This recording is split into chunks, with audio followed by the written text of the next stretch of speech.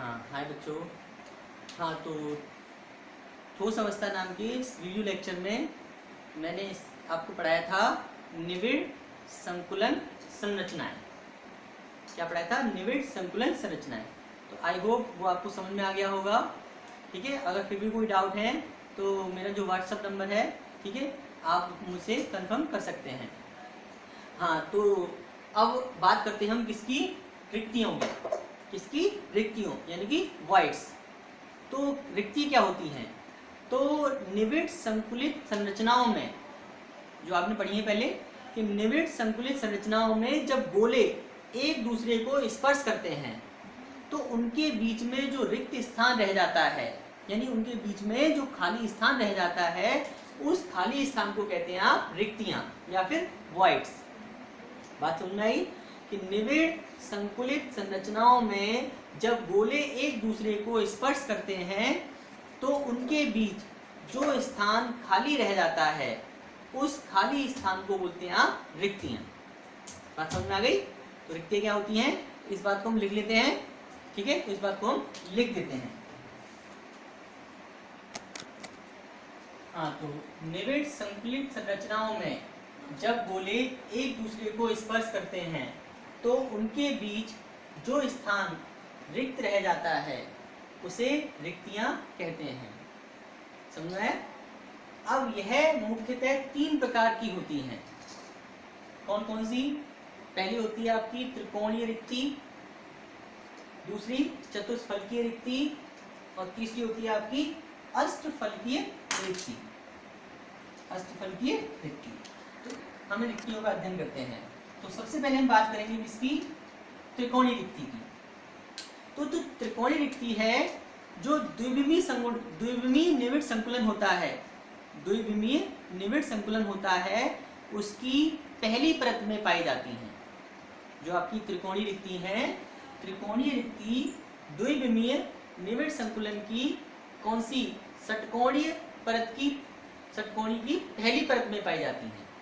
ठीक है, जैसे जब 3 गोले, जब क्या करते हैं, जब 3 गोले एक दूसरे को स्पर्श करते हैं, ये 3 गोले हैं, जब 3 गोले एक दूसरे को स्पर्श करते हैं तो उनके बीच में जो रिक्त स्थान रह जाता है वो कहलाती है आपकी त्रिकोणीय रिक्ति। तो जैसा आपको दिख रहा है, ये 3 गोले हैं, 1 2 3, और इनके बीच में आपको एक ट्राइंगल से दिखाई दे रहा है, तो ये है आपकी त्रिकोणीय रिक्ति। ठीक है, तो हम कह सकते हैं कि निविड़ संकुलित संरचनाओं में जब 3 गोले एक दूसरे को स्पर्श करते हैं तो उनके बीच में जो रिक्त स्थान रह जाता है उसे कहते हैं आप त्रिकोणीय रिक्ति। तो आपने देखा, ये जो बीच में रिक्त स्थान है, ये वाला, ठीक है, तो ये रिक्ति कहलाएगी आपकी त्रिकोणीय रिक्ति। त्रिकोणीय रिक्ति। ठीक है, तो इसको आप लिख सकते हैं। क्या लिखेंगे? तो लिख देता हूं मैं। हाँ तो लिखा कि जब निविड़ संकुलित संरचनाओं में 3 गोले एक दूसरे को स्पर्श करते हैं तो उनके बीच जो रिक्त स्थान रह जाता है उसे त्रिकोणीय रिक्ति कहते हैं। ठीक है, अब इसकी जो आकृति होती है वो एक की चोंच इस तरह से होती है और दूसरी की चोंच नीचे की तरफ। ठीक है, तो इस तरह से आपकी ये त्रिकोणीय रिक्ति है। 2 तरह की, एक की जो चोंच है वो आपकी ऊपर की तरफ दिखाई देगी और कहीं कहीं पर जो चोंच है वो नीचे की तरफ दिखाई देगी। ये दोनों ही क्या है आपकी? ये दोनों ही आपकी क्या है? त्रिकोणीय रिक्ति है। ठीक है, हाँ अब हम बात करेंगे किसकी? चतुष्फलकीय रिक्तियों की। किसकी बात करेंगे? चतुष्फलकीय रिक्तियों की। बहुत सिंपल सा है कि जब ये जो 3 गोले हैं, ये 3 गोले क्या कर रहे हैं? एक दूसरे को क्या कर रहे हैं? स्पर्श कर रहे हैं। अगर 3 गोलों के ऊपर हम क्या करें? चौथा गोला और रख दें, 3 गोलों के ऊपर चौथे गोले को क्या करते हैं? रख दें, तब जो एक रिक्ति बनेगी, तब जो नई रिक्ति बनेगी वो रिक्ति कहलाएगी आपकी चतुष्फलकीय रिक्ति। यानी देखिए, ये जो आपके 3 गोले हैं, ठीक है, दिख रहा है आपको, ये 3 गोले हैं और 3 गोलों के बीच में आपको जो रिक्ति दिखाई दे रही है, ये रिक्ति है आपकी त्रिकोणीय रिक्ति। अब मैं क्या कर रहा हूँ? अब इन 3 गोलों के ऊपर एक चौथा गोला और रख रहा हूँ। तो ये मैंने गोला रख दिया, तो आप देखेंगे, ठीक है, ये जो बीच में जो खाली स्थान बन गया, ठीक है, ठीक है। तो बीच में जो खाली स्थान बना है वो होगी आपकी चतुष्फलकी रिक्ति। यानी जब तीन गोलों के ऊपर चौथा गोला इस प्रकार से रखा जाता है कि वो त्रिकोणीय रिक्ति के ऊपर आ जाए, तब जो नई रिक्ति बनती है उस रिक्ति को कहते हैं आप चतुष्फलकी रिक्ति। हालांकि देखो आप कहोगे जो चतुष्फलकी रिक्ति है इसका आकार कैसा होता है, जैसे ये तीन गोले हैं, अब इन तीन गोलों के ऊपर क्या कर रहा हूँ मैं, चौथा गोला क्या कर रहा हूँ, ये ऊपर से रख दिया मैंने, ठीक है। तो ये 1 2 3 तीन गोले, तीन गोलों के ऊपर मैंने चौथा गोला रख दिया, तो इनके बीच में ये जो अंदर की तरफ इनके बीच में जो रिक्ति बनेगी वो बनेगी आपकी चतुष्फलकीय रिक्ति। चतुष्फलकीय रिक्ति आपको कैसे बन जाएगी, ठीक है। देखें आपके समझे, तो मैंने कहा कि तीन गोले ले लिए आपने, ये जो तीन गोले हैं इन तीन गोलों के ऊपर, ठीक है, मैं अगर चौथा गोला रखूंगा तो जो नीचे की रिक्ति है वो आपकी पूरी भरेगी नहीं, क्या भरेगी, नहीं भरेगी, ठीक है। या तो तीन गोले, एक गोला नीचे हो और तीन गोले क्या हो, ऊपर हो, या फिर तीन गोले नीचे हो एक गोला ऊपर हो, दोनों ही कंडीशन में, ठीक है, जो रिक्ति बनेगी वो कहलाएगी आपकी चतुष्फलकीय रिक्ति। वास्तव में जो आकृति, ये जो आपकी रिक्ति है इसका आकार चतुष्फलक जैसा नहीं होता, लेकिन जो चार गोले होते हैं इन चारों गोलों के केंद्र को अगर मिला दिया जाए, चारों गोलों के केंद्र को अगर आप मिलाते हैं, ठीक है, तो क्या होगा, तो एक चतुष्फलक का निर्माण हो जाता है। इसीलिए हम इसे क्या कहते हैं, इसीलिए आप इसे कहते हैं चतुष्फलकीय रिक्ति। और जो चतुष्फलकीय रिक्ति होती है, चतुष्फलकीय रिक्तियों की संख्या, चतुष्फलकीय रिक्तियों की संख्या, जो गोले होते हैं गोलों की संख्या से क्या होती है, 2 गुनी होती है। तो जो भी जितने भी गोले आपकी नियमित संतुलन संरचना में हैं, तो चतुष्फलकीय रिक्तियों की संख्या गोलों की संख्या से क्या होती है, 2 गुनी होती है, ठीक है। हाँ, तो अब इसके बाद बात करेंगे आप अष्टफलकीय रिक्तियों की। किसकी, अष्टफलकीय रिक्तियों की। तो मैं जरा इसके चतुष्फलकीय रिक्तियों के बारे में लिख देता हूँ। हाँ, तो लिखा, जब पहली परत के 3 गोलों के ऊपर दूसरी परत के चौथे गोले को इस प्रकार से रखा जाता है कि चौथा गोला त्रिकोणीय रिक्ति को ढक दे, तो जो नई रिक्ति बनती है उसे चतुष्फलकीय रिक्ति कहते हैं। कहते हैं चतुष्फलकीय रिक्ति कहते हैं। इसकी आकृति चतुष्फलक जैसी नहीं होती, लेकिन जब चारों गोलों के केंद्र को मिलाया जाता है तो एक चतुष्फलक का निर्माण होता है, इसीलिए आप क्या कहते हैं, इसे चतुष्फलकीय रिक्ति कहते हैं। और चतुष्फलकीय रिक्तियों की जो संख्या होती है वो गोलों की संख्या से क्या होती है, 2 गुनी होती है। तो इस बात को मैं लिख देता हूं कि चतुष्फलकीय रिक्तियों की संख्या, रिक्तियों की गोलों की संख्या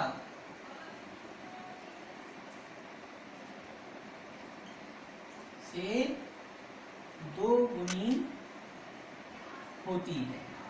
यानी अगर गोलों की संख्या n है तो चतुष्फलकीय रिक्तियों की संख्या कितनी हो जाएगी, 2n हो जाएगी, ठीक। अब इसके बाद हम बात करेंगे किसकी, अष्टफलकीय रिक्तियों की, ठीक है। तो अष्टफलकीय रिक्तियां क्या होती हैं, तो सिंपल सी बात है कि जब तीन गोले नीचे हों और 3 गोले ऊपर हों, यानी 3 गोलों के ऊपर 3 गोलों को, ये 3 गोले हैं, देखो ये 3 गोले हैं, ठीक है, और ये 3 गोले हैं, ये पहली परत के 3 गोले हैं और ये दूसरी परत के 3 गोले हैं, ठीक है। जब पहली परत के 3 गोलों के ऊपर दूसरी परत के 3 गोलों को इस प्रकार रखा जाता है कि दूसरी परत के 3 गोले पहली परत के अवनमनों में आ जाएं, जैसे ये है आपका, दिख रहा है आपको। अब क्या करूं, मैं एक गोला बीच में न रखूं, मैं यहां रखूं, ठीक है, यानी मैं गोला रख रहा हूं इस तरीके से। बात समझ में आई, जब पहली परत के 3 गोलों के ऊपर दूसरी परत के 3 गोलों को इस प्रकार व्यवस्थित किया जाता है कि दूसरी परत के 3 गोले पहली परत के 3 गोलों के गर्तों में आ जाएं, तो क्या होगा, तो बीच में एक नई रिक्ति बनेगी, ठीक है। तो बीच में क्या होगा, बीच में एक नई रिक्ति बनेगी जिसे कहेंगे आप अष्टफलकीय रिक्ति, ठीक है। तो जरा इस बात को समझ लेते हैं कैसे। हाँ, तो मैं जरा इसको साफ कर देता हूँ, ठीक है, साफ करता हूँ। हाँ, तो मैंने क्या कहा, पहली परत के 3 गोले, ये आपका पहला गोला हो गया, ये दूसरा गोला हो गया और ये तीसरा। ठीक है, तो ये पहली परत के 3 गोले हो गए। अब हम कर रहे हैं पहली परत के 3 गोलों के ऊपर दूसरी परत के 3 गोले। एक गोला ये हो गया, एक गोला ये हो जाएगा, एक गोला ये हो जाएगा।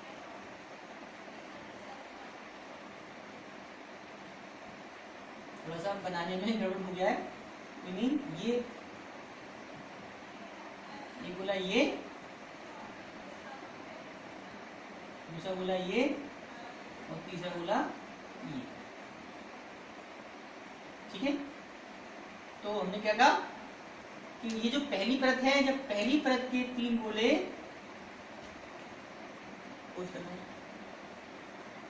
हाँ, तो ये आपकी पहली परत, ये ब्लैक वाली है वो पहली परत के 3 गोले हैं, और जो रेड वाली है वो दूसरी परत के 3 गोले हैं। तो मैंने कहा कि जब पहली परत के 3 गोलों के ऊपर दूसरी परत के 3 गोलों को इस प्रकार से व्यवस्थित किया जाता है कि पहली परत के दूसरी परत के 3 गोले पहली परत के गोलों के अवनमनों में आ जाए। ठीक है, तो ये जो नई रिक्ति बनी है, तो इस तरह की जो नई रिक्ति बनी है,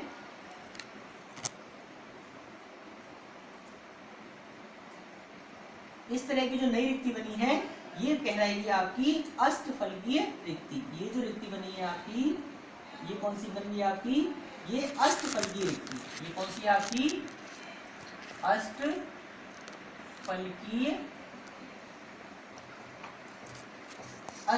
रिक्ति।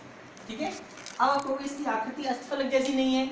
हाँ, तो इसकी आकृति अष्टफलक जैसी नहीं होती, लेकिन जो 6 गोले हैं, जब इन 6 गोलों के केंद्र को, जैसे 3 गोले ऊपर हैं और 3 गोले नीचे हों, ठीक है, और इन 6 गोलों, जैसे ये ऐसे हों, अगर इन 6 गोलों के केंद्र को आपस में मिलाया जाए तो क्या होता है, तो एक अष्टफलक का निर्माण होता है। ठीक है, इसीलिए आप इसे कहते हैं अष्टफलकीय रिक्ति।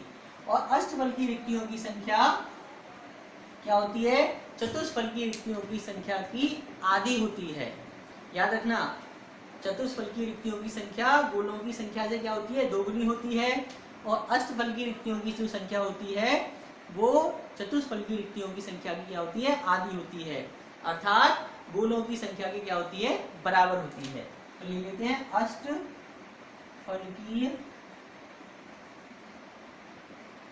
रिक्तियों की संख्या चतुष्फलकीय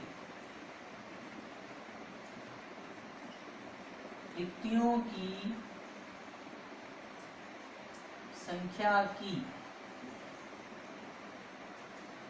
आधी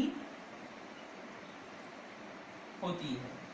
ठीक है, अर्थात गोलों की संख्या के बराबर, अर्थात गोलों की संख्या के बराबर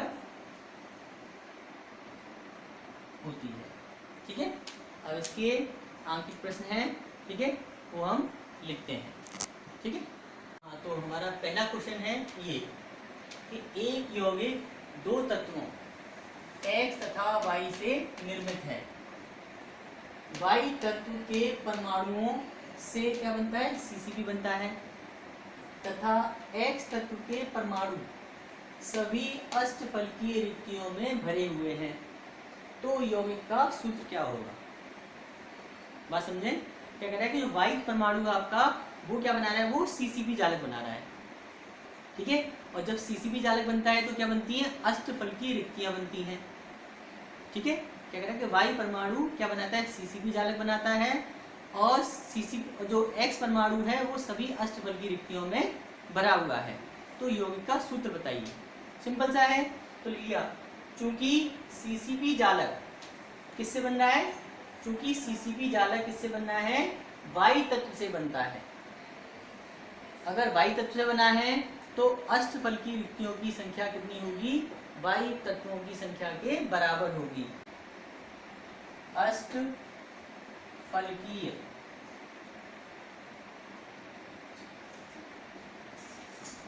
रिक्तियों की संख्या हाँ, तो अतः अष्टफलकीय रिक्तियों की संख्या y परमाणुओं की संख्या के क्या होगी, बराबर होगी।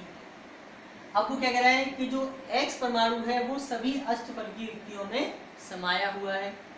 ठीक है, तो x परमाणु की संख्या कितनी हो जाएगी, चूंकि x परमाणु सभी अष्टफलकीय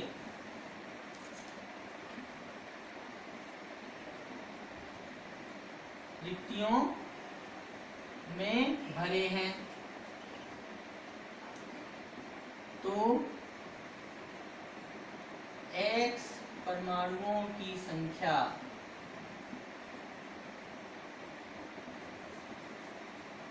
बराबर से होगी y परमाणुओं की संख्या के बराबर, y परमाणुओं की संख्या। ठीक है, तो यौगिक का सूत्र क्या होगा, अतः यौगिक का सूत्र क्या होगा, x y। बात समझ आई? फिर समझे, देखो सीसीपी जालक किससे बनता है, बाई तत्व से बनता है। अगर बाई तत्व से सीसीपी जालक बना है तो क्या होगा, तो अष्टफलकीय रिक्तियों की संख्या कितनी हो जाएगी, बाई परमाणुओं की संख्या के बराबर हो जाएगी। क्योंकि मैंने आपको पहले बताया था कि अष्टफलकीय रिक्तियों की संख्या जो होती है, ठीक है, वो गोलों की संख्या के क्या होती है, बराबर होती है। तो भाई बाई तत्व है, बाई तत्व से क्या बना है, सीसीपी जालक बना है, तो अष्टफलकीय रिक्तियों की संख्या कितनी हो जाएगी, बाई परमाणु की संख्या के बराबर हो जाएगी। और अष्टफलकीय रिक्तियों में कौन भरा है, आपकी x परमाणु भरे हुए हैं, तो x परमाणु की संख्या कितनी होगी, बाई परमाणु की संख्या के बराबर होगी। यानी x और बाई परमाणु की संख्या क्या होगी, बराबर होगी। तो इसलिए योग का सूत्र क्या होगा आपका, x y। बात समझ आई? अब इसके बाद अगला क्वेश्चन। हाँ, तो दूसरा प्रश्न ये रहा, ये आपका दूसरा प्रश्न क्या है कि प्राकृतिक रूप से पाए जाने वाले कोरंडम ऑक्साइड आयन, कोरंडम का फॉर्मूला है ऑक्साइड आयन, सीसीपी बनाता है, और एल्युमिनियम आयन अष्टफलकीय रिक्तियों का 2/3 घेरता है, तो यौगिक का सूत्र ज्ञात कीजिए। क्या कह रहा है, कोरंडम जो है वो प्राकृतिक रूप से पाया जाता है, मतलब क्या होता है आपका, ऑक्साइड आयन होता है, वो क्या बनाता है आपका, सीसीपी बनाता है, और जो एल्युमिनियम आयन है वो अष्टफलकीय रिक्तियों का 2/3 घेरता है, तो यौगिक का सूत्र आपसे ज्ञात करवा रहा है। तो कैसे ज्ञात करेंगे, तो मान लेते हैं माना ऑक्साइड आयनों की संख्या, माना ऑक्साइड आयनों, लिख लिया हमने O-2, ठीक है, ऑक्साइड आयनों की संख्या कितनी मान लिया आपने, 30। कैसे भाई, O है, O का परमाणु भार कितना होता है, 32। अब 2 इलेक्ट्रॉन में निकल गए तो कितना बचा, ठीक है, 30। तो हमने मान लिया ऑक्साइड आयनों की संख्या कितनी है, 30। अब क्या कह रहा है, जो एल्युमिनियम है वो अष्टफलकीय रिक्तियों का क्या करता है, 2/3 घेरता है, तो एल्युमिनियम आयनों की संख्या, तो एल्युमिनियम आयनों की संख्या बराबर क्या होगी, अष्टफलकीय रिक्तियों का 2/3, तो 2/3 इंटू अष्टफलकीय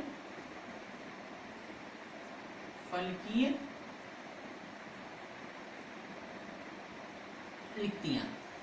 ठीक है, अब अष्टफलकीय रिक्तियों की संख्या कितनी होगी, तो मैंने आपको क्या बताया, ठीक है, कि सीसीपी जालक बना है, तो O परमाणुओं की संख्या कितनी है, ऑक्साइड आयनों की संख्या कितनी है, 30। ठीक है, और जितने ऑक्साइड आयन होंगे, ठीक है, उतनी ही क्या होंगी, उतनी ही अष्टफलकीय रिक्तियां होंगी। ठीक है, तो अष्टफलकीय रिक्तियों की संख्या भी कितनी होगी, 30 होगी, तो 2/3 इंटू 30। ठीक है, इससे डिवाइड देंगे 10 यानी कि 20। बात समझ आ रही है? तो ऑक्साइड आयनों की संख्या कितनी है, 30 है, और चूंकि एल्युमिनियम आयन जो है अष्टफलकीय रिक्तियों का 2/3 स्थान घेरता है, तो 2/3 इंटू अष्टफलकीय रिक्ति यानी अष्टफलकीय रिक्तियों का 2/3। तो अष्टबल की रिक्तियाँ कितनी है आपकी 30 हैं, ठीक है। क्यों? क्योंकि ऑक्साइड आयनों की संख्या है आपकी 30 है, और जितने ऑक्साइड आयन होंगे उतनी अष्टबल की रिक्तियाँ होंगी, क्योंकि मैंने क्या बताया कि अष्टबल की रिक्तियों की संख्या गोलों की संख्या की क्या होती है, बराबर होती है, ठीक है। तो कितनी आ गई आपकी 20। तो सूत्र क्या होगा आपका, तो सूत्र क्या होगा, तो सरल अनुपात क्या होगा, तो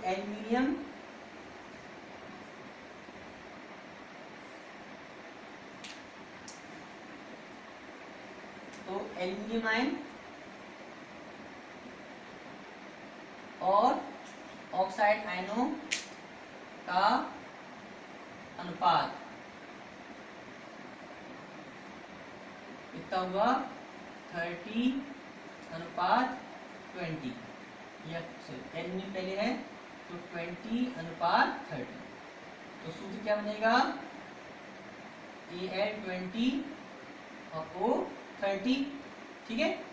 तो हम कह सकते हैं कि Al2O3, यानी कि हो जाएगा 2:3। तो यौगिक का सरल सूत्र क्या होगा, यौगिक का सरल सूत्र बराबर Al2O3। बात समझ आ गई, ठीक है। तो इससे संबंधित जो प्रश्न होंगे, ठीक है, आप उन्हें सॉल्व कीजिएगा।